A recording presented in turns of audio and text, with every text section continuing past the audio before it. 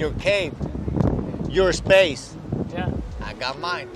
When I start making, I begged Rick to show me how to shape, and he said no. Most of the shapers are jealous. Yeah. I said no. But then I don't know how. I think because a friend, Kemi Berman, photographer, I think they talk, and I think maybe she said, hey, that's a good guy. He has talent.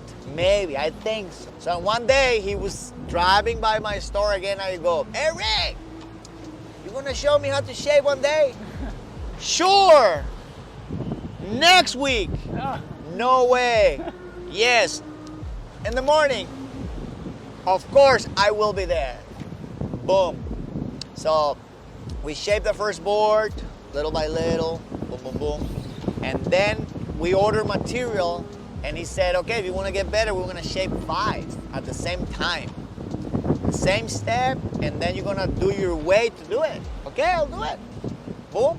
I still have board number 1 that I shaped. Oh, really? And we shaped 5, and I was like, I think I got it, yeah? Now just practice. Every time I get in my shaping room and I close the door and I turn the AC on and put my music, it's like peace.